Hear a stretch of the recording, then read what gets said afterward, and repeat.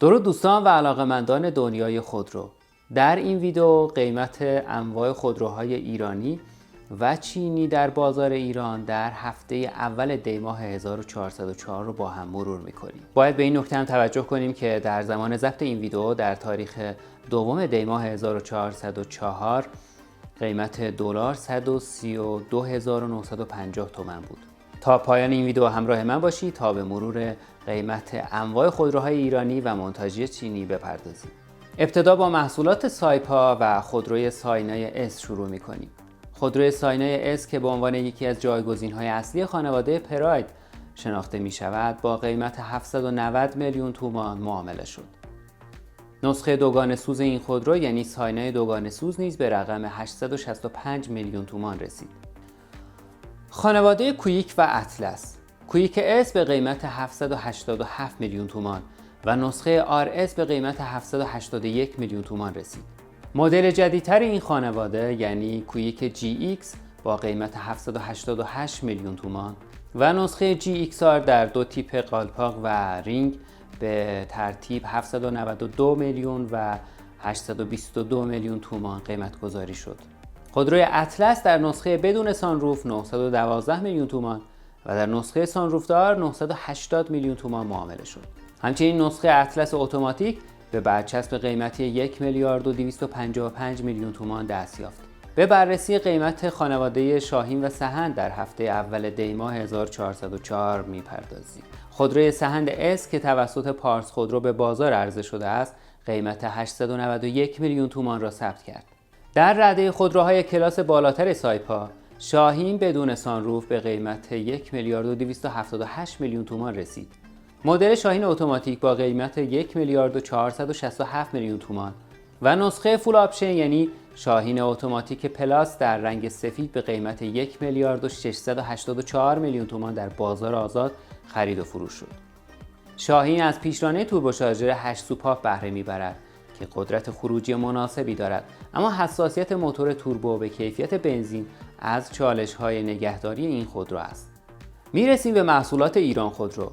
محصولات ایران خودرو در تاریخ 1 دی 1404 با نوسانات شدیدی همراه بودند. خودروی سورن پلاس با موتور XU7P در نسخه معمولی 1 میلیارد و 17 میلیون تومان و در نسخه سیمی 1 میلیارد و 79 میلیون تومان قیمت خورد. مدل‌های دوگانه سوز سورن نیز با توجه به مخزن و نوع سیستم برقی بازه قیمتی از 1 میلیارد و 225 میلیون تا 1 میلیارد و 360 میلیون تومان را ثبت کردند. خودروی رانا پلاس نیز به قیمت 1 میلیارد و 48 میلیون تومان رسید. تغییرات قیمت خانواده پژو 207 و دنا. خانواده محبوب 207 همچنان با قیمت‌های بالایی معامله می‌شوند. 207 تیپ TU3 به قیمت 1 میلیارد و 84 میلیون تومان و نسخه 207 هیدرولیک پلاس به 1 میلیارد و 250 میلیون تومان رسید.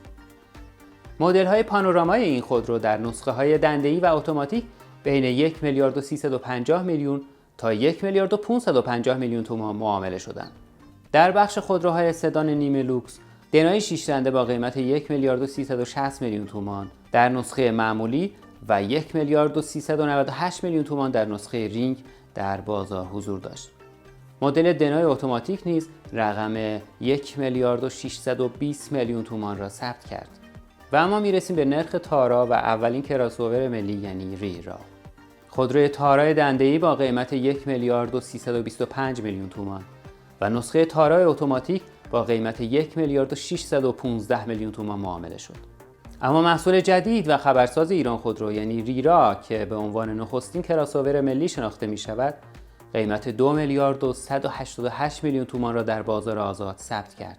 ریرا از پیشرانه EFP توربوشارژر بهره میبرد که قوی ترین موتور تولید داخل محسوب می شود.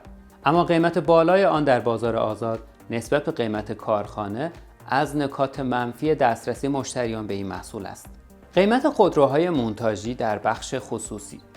بخش بزرگی از بازار خودرو ایران در اختیار شرکت‌های مونتاژ کننده خودروهای چینی است که برندهای مدیران خودرو، کرمان موتور و بهمن موتور در صدر آنها قرار دارند. محصولات این شرکت‌ها به دلیل برخورداری از آپشن‌های رفاهی متعدد متقاضیان خاص خود را دارند. با این حال افت قیمت شدید در بازار دست دوم و هزینه‌های بالای قطعات بدنه از جمله نکات منفی این دسته از خودروهاست. با محصولات MVM و فونیکس شروع می‌کنیم.